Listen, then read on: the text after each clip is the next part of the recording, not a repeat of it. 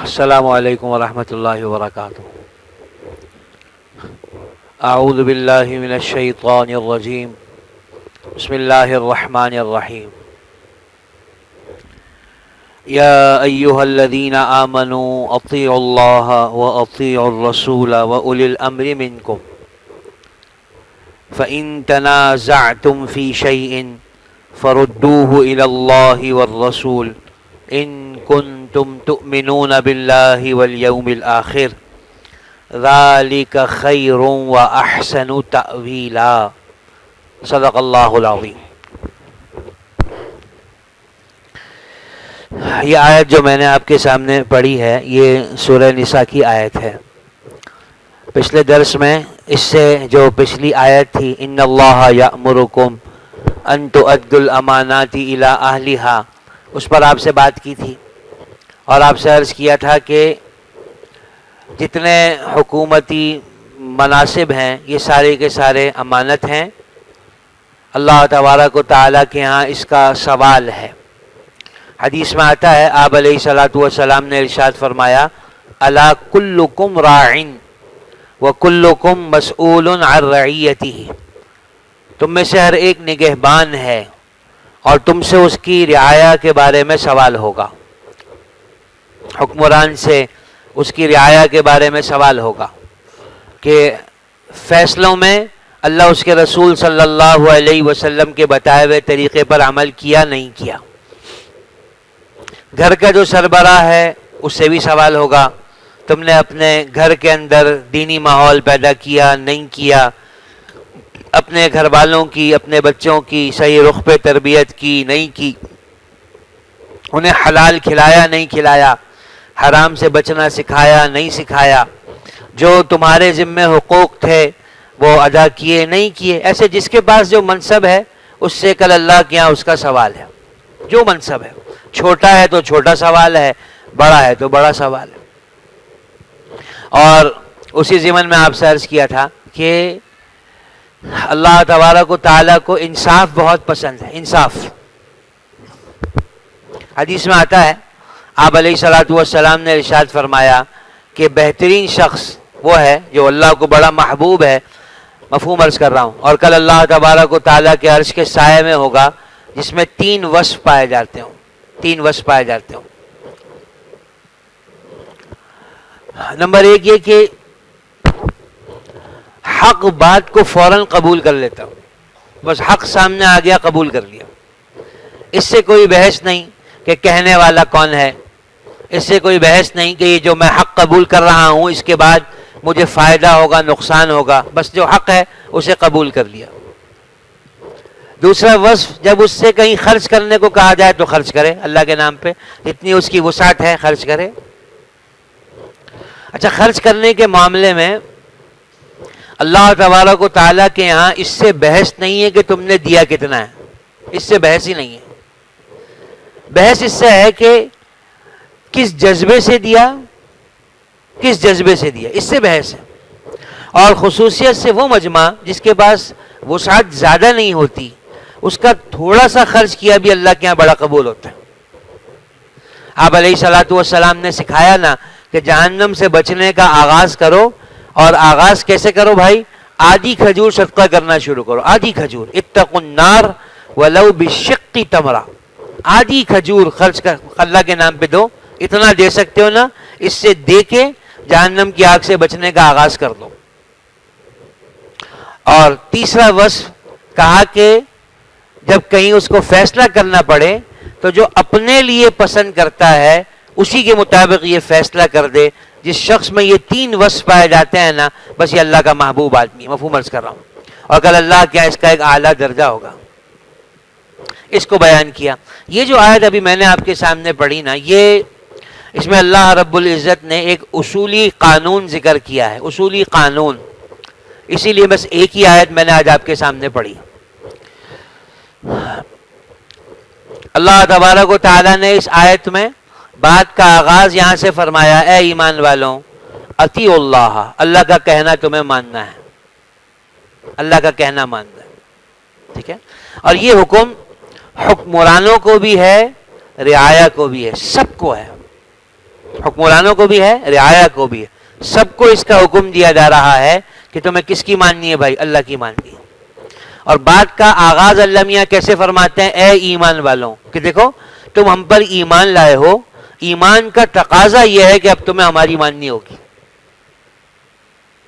اقبال کا شعر ہے کہ جب میں لا الہ الا اللہ کہتا ہوں نا تو میں لرز جاتا ہوں، کہ میں جانتا ہوں کہ لا الہ الا اللہ کہنے کے بعد کی مشکلات کیا ہیں۔ اپنی زندگی ختم، اپنی چاہتے ختم، اب تو جو اللہ کہیں گے وہ کرنا ہے۔ چمن گوئی مسلمانم بلرزم کہ دانم مشکلات لا الہ، جب میں کہتا ہوں مسلمان ہوں تو لرز جاتا ہوں، اس لیے کہ لا الہ الا اللہ کہنے کے تقاضے میں جانتا ہوں کہ تقاضے کیا ہیں۔ تو کہا تم ایمان لائے ہو ہم پر، اب اس کا تقاضا ہے کہ تم ہمارا کہنا مانو گے، تم حکمران ہو یا تم رعایا ہو۔ اس سے یہ بات سمجھ میں آئی کہ اس کائنات میں اصل حکم اللہ کا ہے، باقی جتنے لوگ دنیا میں موجود ہیں ان کا کوئی اپنا حکم نہیں ہے جب تک اللہ تبارک و تعالیٰ کا کوئی صریح حکم موجود ہے۔ اور حاکم کے ذمے بھی اللہ کا حکم ہی پورا کرنا ہے۔ ایک دفعہ حضور صلی اللہ علیہ وسلم کے مبارک زمانے میں چوری ہو گئی، کسی نے چوری کر لی۔ اب جس کی چوری ہوئی تھی وہ چور کو حضور صلی اللہ علیہ وسلم کی خدمت میں لے کے حاضر ہو گئے اور کہا کہ اللہ کے رسول چوری کی ہے، اس نے چوری کی ہے۔ آپ علیہ الصلوۃ والسلام نے کہا حد لگے گی بھائی، ہاتھ کاٹیں گے۔ تو ان جو لوگ لے کر گئے تھے انہوں نے کہا نہیں اللہ کے رسول، ہاتھ کٹوانا مقصود نہیں ہے، ہم تو آپ کے پاس اس لیے لے کے آئے کہ آپ تنبیہ فرما دیں گے۔ انہوں نے کہا اگر ایسے ہی کرنا تھا میرے پاس کیوں لائے، وہی معاف کرتے اس کو۔ اب جب میرے پاس آ گیا ہے تو میرے ذمے تو حکم کا پورا کرنا ہے، حد لگاؤں گا بھائی، میں حد معاف نہیں کر سکتا۔ اللہ کے رسول صلی اللہ علیہ وسلم حد معاف نہیں کر سکتے، اللہ کا حکم ہے، لگانی ہے۔ سمجھ رہے نا؟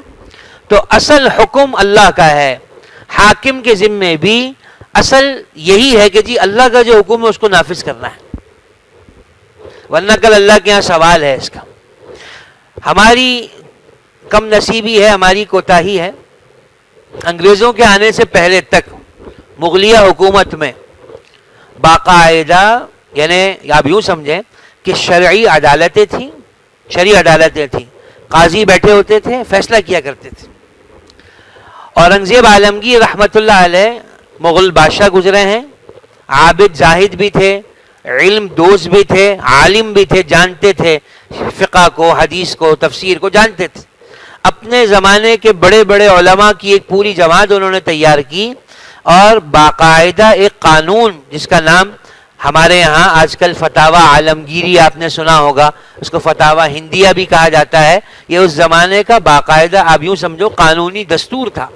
اس میں مختلف دفعات لکھی ہوئی ہیں کہ یہ ہوگا تو یہ ہوگا اور یہ ہوگا تو یہ ہوگا، یہ موجود تھا سارا۔ پھر انگریز آ گئے اور شرعی قوانین ختم ہو گئے، نافذ نہیں رہے، اور اب تک یہی نحوست چل رہی ہے، یہی چل رہی۔ ہم انہی قوانین کو، جو قوانین وہ انگریز ہمیں سکھا گئے، اسی کے مطابق ہمارے عدالتوں میں فیصلے ہوتے ہیں۔ حالانکہ اگر ایک ملک اسلامی ہے تو یہ اس کے ذمہ ہے کہ وہ اللہ تبارک و تعالیٰ کے بتائے ہوئے احکام کو نافذ کرے گا۔ تو پہلی بات کیا ہوئی؟ یا ایھا الذین آمنوا اطیعوا اللہ، اللہ کا کہا مانو، واطیعوا الرسول، اور رسول کا کہا بھی مانو۔ تم حکمران ہو یا تم رعایا ہو، تمہیں جیسے اللہ کا حکم ماننا ہے ایسے اللہ کے رسول صلی اللہ علیہ وسلم کا حکم بھی ماننا ہے۔ اچھا، اللہ اور اس کے رسول صلی اللہ علیہ وسلم کا حکم کیا الگ الگ ہے کہ اس کو الگ الگ بیان کیا جاتا ہے کہ بھی اللہ کا کہا بھی مانو، اللہ کے رسول صلی اللہ علیہ وسلم کا کہا بھی مانو؟ اللہ کے رسول صلی اللہ علیہ وسلم کا کہا ماننا یہ اللہ ہی کا تو کہا ماننا ہے، اس لیے کہ ہمیں اللہ میاں نے کہا کہ تمہیں حضور صلی اللہ علیہ وسلم کی پیروی کرنی ہے، جو حضور صلی اللہ علیہ وسلم کہیں تمہیں کرنا ہے۔ ما آتاکم الرسول فخذوہ وما نہاکم عنہ فانتہوا، جو اللہ کے رسول تمہیں دے دیں وہ لے لو، جس سے روکیں رک جاؤ۔ تو اللہ کے رسول صلی اللہ علیہ وسلم کا کہا ماننا اللہ کا ہی کہا ماننا ہے، لیکن قرآن کریم نے جگہ جگہ انداز یہ اختیار کیا کہ اللہ کا نام الگ لیا کہ اللہ کا کہا مانو، اور رسول اللہ صلی اللہ علیہ وسلم کا نام الگ لیا کہ جی ان کا کہا بھی مانو. اس میں حکمت کیا ہے؟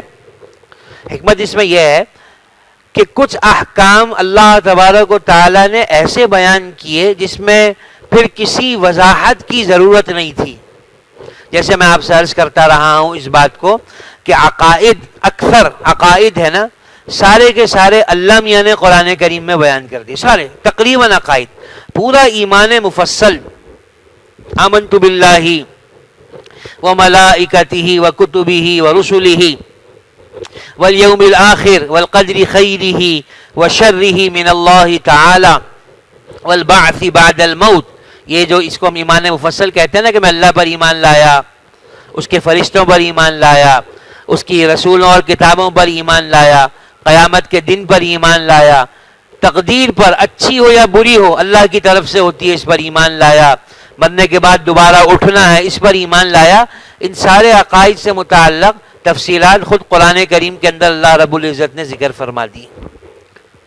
ٹھیک ہے، تو اس کو کہا. اور جیسے نماز فرض ہے، حج فرض ہے، زکوٰۃ فرض ہے، حضور صلی اللہ علیہ وسلم اللہ کے آخری رسول ہیں، یہ وہ باتیں جو اللہ نے صراحت کے ساتھ قرآن کریم میں ذکر کر دی اور اس کو یہ عنوان دیا کہ ان احکام پر عمل کرنا گویا اللہ کا کہاں ماننا ہے. اور اکثر احکام ایسے ہیں جن کا تذکرہ قرآن کریم میں بڑا مجمل تھوڑا سا ہے، مبہم سا ہے، واضح نہیں ہے بہت زیادہ، اور تفصیلات حضور صلی اللہ علیہ وسلم کے ذمہ ہے. جیسے تکبیر تحریمہ سے لے کر السلام علیکم ورحمۃ اللہ تک کی جو نماز ہے، اس نماز کا طریقہ کیا ہے یہ قرآن کریم میں موجود نہیں ہے. رکوع کا تذکرہ ہے، سجدے کا تذکرہ ہے، ہاں، اور قراءت کا تذکرہ ہے. لیکن رکوع کہتے کسے ہیں بھائی؟ رکوع میں کمر کیسی ہوگی، سر کیسا ہوگا، ہاتھ کہاں رکھے جائیں گے، سجدہ کیسے کرنا ہے، قراءت کتنی کرنی ہے، تکبیر تحریمہ سے نماز کیسے شروع کرنی ہے، سلام پہ کیسے نماز ختم کرنی ہے، قاعدے میں کیا پڑھنا ہے، یہ ساری چیزیں کہیں قرآن کریم میں نہیں ہیں. ایسے ہی فجر میں 2 رکعتیں ہیں، ظہر میں 4 ہیں، عصر میں 4 ہیں، مغرب میں 3 ہیں، عشاء میں 4 ہیں. اس کا تذکرہ بھی قرآن کریم میں کہیں نہیں ہے. آپ نہیں دکھا سکتے ہمیں قرآن کریم سے یہ کہ اللہ میں نے ذکر کیا فجر میں 2 رکعتیں پڑھی جائیں گی اور ظہر میں 4 رکعتیں پڑھی جائیں گی اور عصر میں 4 رکعتیں ہوں گی، مغرب میں 3 ہوں گی، عشاء میں 4 ہوں گی. فجر سے پہلے 2 سنت ہے، ظہر سے پہلے 4 سنت ہے، عصر سے پہلے کوئی موقت سنت نہیں، ظہر کے بعد 2 سنتیں ہیں، مغرب کے بعد 2 سنتیں ہیں، عشاء کے بعد 2 سنتیں، 3 وتر. یہ احکام آپ نہیں دکھا سکتے ہمیں نماز میں قرآن کریم کے اندر. سمجھ رہے ہیں؟ اس سب کی تفصیل حضور صلی اللہ علیہ وسلم کے ذمہ لگائی گئی. آپ بتائیں گے، آپ سکھائیں گے، اور آپ علیہ الصلوۃ والسلام نے سکھایا. آپ نے ارشاد فرمایا صلو کما رأیتمونی اصلی، جیسے مجھے نماز پڑھتے دیکھتے ہو دیکھو ویسے نماز پڑھو. اور آپ کا یہ مزاج رہا اس طرح دین سکھانے کا. آپ کو میں سناتا رہا، یمن حضور صلی اللہ علیہ وسلم کے مبارک زمانے میں اسلام کی آغوش میں آ گیا تھا. یمن، مدینہ طیبہ سے دین نکلا، یمن تک چلا گیا. آپ علیہ الصلوۃ والسلام نے یمن کو 2 حصوں میں تقسیم کیا. ایک حصے پہ حضرت معاذ ابن جبل رضی اللہ تعالیٰ عنہ کو حاکم بنایا، ایک حصے پہ ابو موسیٰ اشعری رضی اللہ تعالیٰ عنہ کو حاکم بنایا، اور حضرت علی رضی اللہ عنہ کو بھیجا پیچھے پورے یمن کا قاضی بنا کے. پورے یمن کا کیا بنا کے بھائی؟ قاضی بنا کے بھیجا حضرت علی رضی اللہ عنہ کو. حجۃ الوداع کے موقع پہ حضرت علی یمن سے آئے حضور صلی اللہ علیہ وسلم کے پاس. مدینہ میں نہیں تھے، وہ یمن سے آئے حج کرنے کے لیے حضور صلی اللہ علیہ وسلم کے پاس، اور قربانی کے جانور بھی وہیں سے لائیں یمن سے آپ علیہ الصلوۃ والسلام کے لیے. ان کی محنت سے، برکت سے وہاں کا مجمع مسلمان ہوا. وہاں کے ایک سردار ہیں وائل ابن حجر ان کا نام ہے، وائل ابن حجر نام ہے ان کا، یمن کے سرداروں میں سے، اقیال یمن میں سے. ان حضرات نے حضرت علی رضی اللہ تعالیٰ عنہ نے دوسروں ترغیب دیا، مسلمان ہو ہی گئے تو مدینہ جائیے نا، حضور کی زیارت کیجئے، دین سیکھیے. تو وائل ابن حجر مدینہ تشریف لائے. ابھی 1-2 دن کی مسافت پر تھے مدینہ طیبہ سے کہ آپ علیہ الصلوۃ والسلام کو اطلاع ہو گئی وحی کے ذریعے سے کہ وائل آ رہے ہیں. آپ نے صحابہ سے کہا بھائی وائل آ رہے ہیں، ان کا اکرام ہوگا، وائل آ رہے ہیں، مسلمان ہو کے آ رہے ہیں. اور نماز میں اپنے پیچھے جگہ رکھی وائل ابن حجر کے لیے حضور صلی اللہ علیہ وسلم نے 20 دن وائل رہے مدینہ طیبہ میں، اور 20 دن حضور صلی اللہ علیہ وسلم نے اپنے پیچھے وائل ابن حجر رضی اللہ عنہ کو کھڑا کیا کہ بھائی چلو ہمارے پیچھے نماز پڑھے گا، دین سیکھ لے گا. یہ آپ کا مزاج رہا ہے. زکوٰۃ کے احکام کا بھی یہی مسئلہ ہے، سونے پہ کتنی، چاندی پہ کتنی، مال تجارت پہ کتنی، جانوروں پہ ہوگی نہیں ہوگی، یہ ساری تفصیل قرآن کریم میں کہیں نہیں ہے، حضور صلی اللہ علیہ وسلم نے سکھائی ہے. حج کیسے ہونا ہے، 8 ذی الحج کو کہاں جاؤ گے، 9 کو کہاں جاؤ گے، 10 کو کہاں جاؤ گے، رمی کیسے کرنی ہے، وقوف عرفہ کیسے ہوگا، ظہر اثر کہاں ہوگی، مغرب عشاء کہاں ہوگی، یہ ساری تفصیل بھائی کس نے سکھائی؟ حضور صلی اللہ علیہ وسلم نے. آپ علیہ الصلوۃ والسلام نے ارشاد فرمایا مجھ سے حج کے مناسک سیکھ لو، میں اٹھا لیا جاؤں گا. اونٹنی پہ آپ نے سارا حج ادا کیا، سکھایا. اب جن چیزوں میں حضور صلی اللہ علیہ وسلم کو اللہ تبارک و تعالیٰ کی طرف سے مبہم حکم ملا، پھر آپ نے اس کی تفصیل کی، تشریح فرمائی احادیث کے ذریعے سے، اور احادیث بھی وحی ہی ہے، آپ کی زبان سے جو نکل رہا ہے وحی ہے. قرآن کریم کہتا ہے وما ينطق عن الهوى، آپ اپنی ذاتی خواہش سے کوئی بات کہتے ہی نہیں، ان ہوا الا وحی یوحى، آپ کی زبان مبارک سے جو نکلتا ہے وہی ہے، جو نکلتا ہے وہی ہے. تو احادیث کے ذریعے سے جو آپ نے سکھایا وہ اصل میں وحی الہی سے ہی ہوا، لیکن چونکہ براہ راست حضور صلی اللہ علیہ وسلم حکم دے رہے ہیں، اس لیے کہا کہ یہ اس کو ماننا گویا حضور صلی اللہ علیہ وسلم کی اطاعت کرنا ہے. اچھا اگر کہیں ان مسائل کی تشریح میں آپ علیہ الصلوۃ والسلام سے اجتہادانہ کوئی کمی کوتاہی ہو بھی گئی ہے نا، اللہ تبارک و تعالیٰ نے اس کی اصلاح فرما دی کہ یوں نہیں یوں کہیں، آپ ایسا نہیں ایسا کریں گے آپ. تو گویا آخر کار حضور صلی اللہ علیہ وسلم کا وہ فعل جو آپ نے اپنی حدیث سے بتایا وہ وحی الہی کا ہی ترجمان ہے، لیکن قرآن کریم نے اس کو کیا کہا کہ یہ اللہ کے رسول کی اطاعت ہے، ہماری ہی ہے لیکن براہ راست حضور صلی اللہ علیہ وسلم کی اطاعت. آپ علیہ الصلوۃ والسلام کو اندازہ تھا کہ قیامت سے پہلے کے فتنوں میں ایک فتنہ یہ بھی ہوگا کہ لوگ حدیث کا انکار کر دیں گے. لوگ کیا کر دیں گے بھائی؟ حدیث کا کیا کر دیں گے؟ انکار کر دیں گے. آپ کو اندازہ تھا، قیامت تک کے فتنے آپ کو بتائے گئے تھے.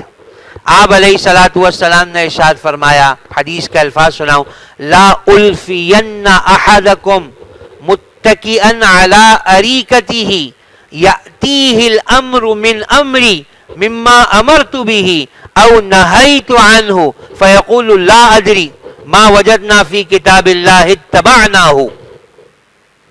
کہ میں ایسا نہ دیکھوں، یہ منظر میں نہ دیکھوں کہ تم میں سے کوئی اپنے تکیے سے مسند سے ٹیک لگایا بیٹھا ہے چودھری بن کے، اور اس کے پاس میری کوئی حدیث آئی جس میں میں نے اللہ کا، جس میں میں نے کوئی حکم دیا یا میں نے کسی کام سے روکا، تو وہ کہے ہم نہیں جانتے حدیث کیا ہوتی ہے، بس جو قرآن میں ہوگا ہم اس کی پیروی کریں گے. کہ دیکھو ایسا نہ کرنا، ایسا نہ کرنا، کوئی پیٹ بھرا ایسا نہ بیٹھا ہو جو اس طرح کی باتیں کرے.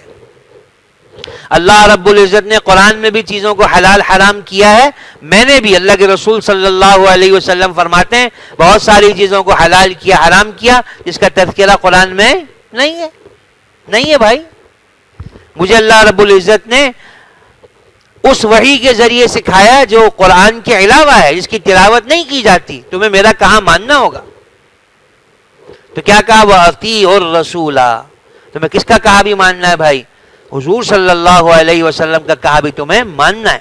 جو آپ علیہ الصلوۃ والسلام نے کہا سر آنکھوں پر. ہاں ثابت ہو جائے کہ حضور صلی اللہ علیہ وسلم نے کہا ہے، جھوٹی بات نہیں ہے.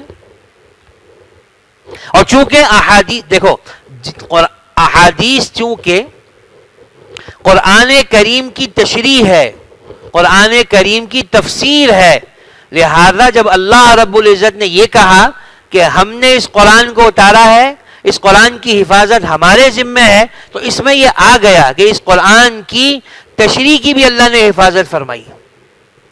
اور کیا ہوا؟ حضرات صحابہ کرام نے حضور صلی اللہ علیہ وسلم کی احادیث کو یاد کرنا شروع کیا، یاد کرنا شروع کیا.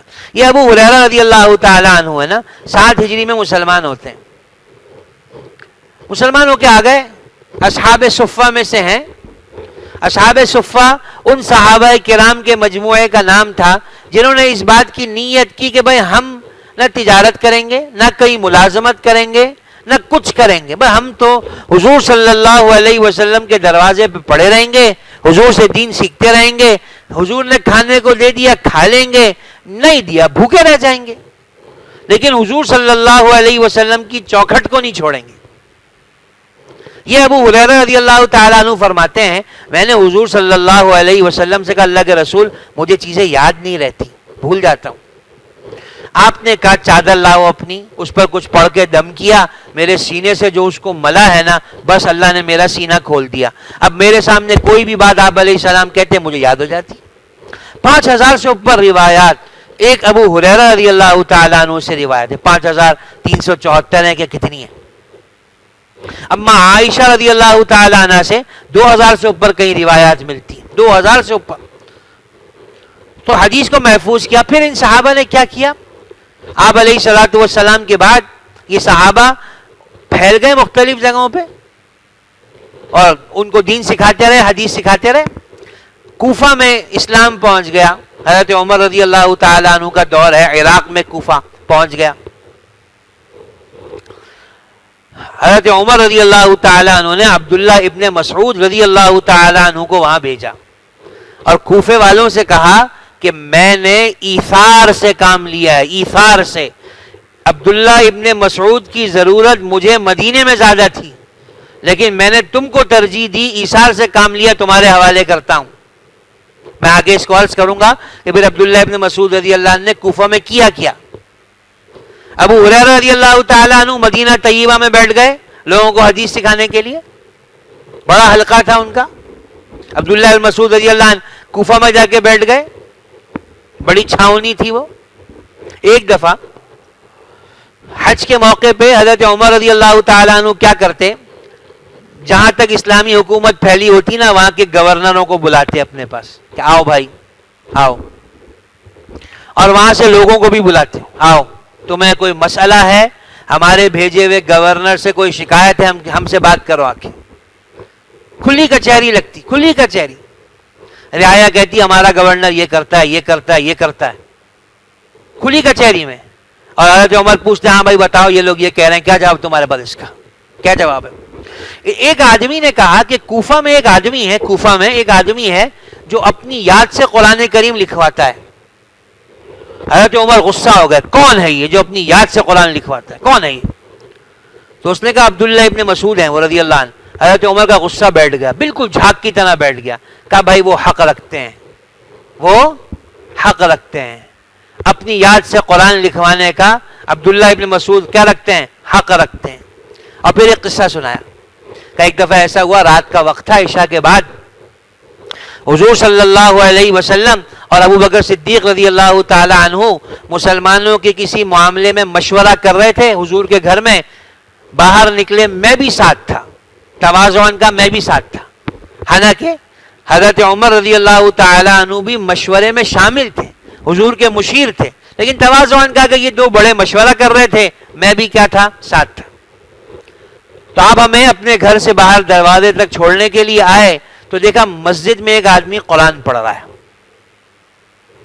آپ علیہ الصلوۃ والسلام نے ارشاد فرمایا جو آدمی یہ چاہتا ہے کہ ایسے قرآن پڑھے جیسا قرآن نازل ہوا ہے تو ایسے پڑھے، ایسے۔ اور کہا وہ شخص عبداللہ ابن مسعود رضی اللہ تعالیٰ عنہ تھے۔ تو حضور نے ان کو ایک سرٹیفکیٹ دیا ہے کہ بھائی یہ قرآن ایسا پڑھتے ہیں جیسے اللہ نے اتارا ہے، بالکل ٹھیک ٹھیک ان کو یاد ہے، پڑھتے بھی بہترین ہے، تو ان کو تو حق ہے کہ کر سکتے۔ تو عبداللہ ابن مسعود کوفہ بیٹھ گئے لوگوں کو دین سکھانے کے لیے، آپ کی احادیث اور صحابہ نے اپنا مشغلہ بنا لیا، بھائی جو آئے گا حضور صلی اللہ علیہ وسلم کی حدیث ہم سے سن کے جائے گا۔ صحابہ کے بعد والوں نے صحابہ کرام سے دین سیکھا۔ میں آپ کو اسلامی فتوحات کہیں افغانستان تک پہنچ گئیں، غلام آئے، وہاں سے غلام آئے، صحابہ کرام کو بھی غنیمت کے مال میں غلام ملے، نوجوان لڑکے تھے، صحابہ نے ان کو اپنا شاگرد بنایا، دین سکھایا۔ عبداللہ ابن عمر رضی اللہ تعالیٰ عنہ کے شاگرد ہیں نافع، ان کا نام ہے نافع، ایک صاحبزادے ہیں سالم ان کا نام ہے، ایک شاگرد ہے نافع ان کا نام ہے، غلام تھے. عبداللہ ابن عمر رضی اللہ عنہ کے پاس آیا. یہ نافع کہتے ہیں عبداللہ ابن عمر نا میرا پیر کہیں باندھ دیا کرتے تھے اور مجھ سے کہتے تھے دین سیکھ میرے پاس بیٹھ کے. پیر باندھتے، خدمت نہیں کرواتے تھے، کہا دین سیکھ ہم سے. اور وہ بڑے شاگرد بنے عبداللہ ابن عمر رضی اللہ عنہ کے، اور ان سے بھی دین پہنچایا امت تک. تو آپ علیہ الصلوۃ والسلام کی حدیث کی اللہ نے حفاظت فرمائی ہے بھائی، حفاظت فرمائی. ابو ہریرہ رضی اللہ تعالیٰ عنہ فرماتے ہیں سب سے زیادہ حدیثیں مجھے یاد ہیں، لیکن مجھ سے بھی زیادہ احادیث عبداللہ ابن عمر ابن عاص کو یاد ہیں. وجہ اس کی یہ کہ میں لکھتا نہیں تھا، وہ احادیث لکھ لیا کرتے تھے. عبداللہ ابن عمر ابن عاص، میں آج سناؤں آپ کو، ان کا لکھا ہوا صحیفہ صحیفہ صادقہ کے نام سے مشہور ہے. حضور صلی اللہ علیہ وسلم کے زمانے کا لکھا ہوا. اس زمانے سے حدیث کی حفاظت شروع ہو چکی تھی، اور پھر اللہ نے ایسے لوگ پیدا کیے، ایسا بے مثل ان کو حافظہ دیا، ان کے دل میں یہ بات ڈال دی کہ بس ہمیں حدیث کی ہی خدمت کرنی ہے. کیا کرنی ہے بھائی؟ حدیث کی خدمت کرنی.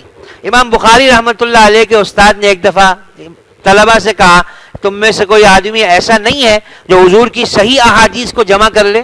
بھائی امام بخاری کہتے ہیں میرے جی کو لگ گئی، میرے جی کو لگ گئی، اور میں نے احادیث جمع کرنا شروع کر دی. اپنی کتاب میں جتنی احادیث لکھی ہیں، ہر حدیث لکھنے سے پہلے غسل کیا ہے امام بخاری رحمۃ اللہ علیہ نے. ہر حدیث لکھنے سے پہلے 2 رکعت نماز پڑھی ہے، پھر حدیث لکھی ہے. آپ میری بات سمجھ رہے ہیں؟ تو اگر 5000 روایات بھی ہیں اس کتاب میں، تو 5000 بار غسل کیا ہوگا اور 5000 بار 2 رکعت نماز پڑھی ہوگی.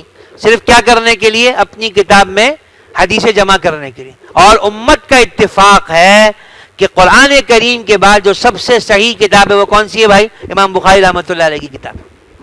اور اللہ نے لوگ پیدا کیے جو ایک ایک راوی کی چھان پھٹک کرتے تھے، اس سے روایت لیں گے، اس سے نہیں لیں گے، اس کی سنیں گے، اس کی نہیں سنیں گے. یوں حدیث کی اللہ نے حفاظت فرمائی. تو یہ جو منکرین حدیث کہتے ہیں نا کہ بھائی حدیث تو کہیں تھی نہیں، وہ تو کہیں 3 صدی ہجری میں جا کر لکھی گئی، پتہ نہیں کس نے کیا لکھ دیا کیا لکھ دیا، یہ بالکل غلط بات. جیسے اللہ رب العزت نے قرآن کریم کی حفاظت فرمائی، ایسے رسول اللہ صلی اللہ علیہ وسلم کی احادیث کی بھی کیا فرمائی؟ حفاظت فرمائی. اور ہم سے کیا کہا کہ جیسے تم اللہ کا کہنا مانتے ہو، ایسے اللہ کے رسول صلی اللہ علیہ وسلم کا کہنا بھی مانو گے. اور فتنے کے طور پہ اس کو ارشاد فرمایا کہ ایک وقت ایسا آئے گا لوگ میری حدیث کو چھوڑ دیں گے میری حدیث کو. کب میں وہ وقت نہ دیکھوں، تم ایسا نہ کرنا. آپ علیہ الصلوۃ والسلام نے ارشاد فرمایا، ایک دفعہ آپ نے ایک وعظ فرمایا. صحابہ کہتے ہیں ایسا وعظ فرمایا ہمارے دل لرز گئے، آنکھوں سے آنسو جاری ہو گئے ہمارے، اور ہمیں ایسا لگا جیسے بس حضور اب ہمیں رخصت کر کے دنیا سے جا رہے ہیں. تو ہم نے کہا اللہ کے رسول اوصنا، کوئی وصیت کیجئے نا ہمیں. لمبی وصیت ہے، اس میں آپ علیہ الصلوۃ والسلام نے ارشاد فرمایا دیکھو تم میں سے جو میرے بعد زندہ رہے گا وہ بڑے اختلاف دیکھے گا بھائی، بڑے اختلاف دیکھے گا. اس اختلاف سے بچنے کا طریقہ کیا ہوگا کہ بس میری سنتوں کو مضبوطی سے تھام لینا، میرے خلفاء کی سنتوں کو مضبوطی سے تھام لینا. تمسکوا بہا، مضبوطی سے تھامنا. عزوا علیہا بالنواجذ، اتنی زور سے کہ تمہارے دانت بھج جائیں. نہیں آدمی جب جان لگاتا ہے نا ایسے اس کے دانت بھج جاتے ہیں، کہ ایسی مضبوطی سے میری احادیث کو میری سنتوں کو کیا کر لینا بھائی؟ تھام لینا، گمراہی سے بچ جاؤ گے. تو یہ بات ہو گئی. یا ایھا الذین آمنوا اطیعوا اللہ واطیعوا الرسول، اللہ کا کہنا ماننا اور رسول کا کہا ماننا. وہ اولی الامر منکم، اور تم میں مسلمانوں میں جو حکمران ہے ان کا کہنا بھی مان لینا، ان کا کہنا بھی کیا کر لینا بھائی؟ مان لینا. اب ان حکمرانوں سے کیا مراد ہے اور ان کی اطاعت کیسے ہوتی ہے، یہ انشاءاللہ اگلے درس میں آپ سے عرض کرتا ہوں. حکمرانوں کا یہ حق ہے ہم پر، اگر وہ اسلام کے مطابق فیصلے کر رہے ہیں کہ ہم ان کی بات مانیں گے، اور ہمارا ان پر یہ حق ہے کہ وہ ہمارے معاملے میں اللہ کے احکام کی رعایت کریں گے. جو جی میں آئے گا وہ نہیں کریں گے، جو اللہ اس کے رسول صلی اللہ علیہ وسلم کا حکم ہے اس کو نافذ کریں گے. اس کے لیے لفظ اللہ نے استعمال کیا اولی الامر، جس کے ذمے کوئی معاملہ سپرد کیا جائے. اولو الامر سے کیا مراد ہے؟ ان کی اطاعت کیسے ہوتی ہے؟ ان کے ذمے کا دین کیا ہے؟ یہ انشاءاللہ اگلے درس میں آپ کے ساتھ. اللہم انت السلام ومنک السلام تبارکت یا ذا الجلال والاکرام. اللہم صلی علی سیدنا مولانا محمد صلی اللہ علیہ وسلم عبدک ورسولک اعنا علی ذکرک وشکرک وحسن عبادتک وصلی اللہ تعالی علی وعلی آلہ وصحبہ برحمتک یا ارحم الراحمین.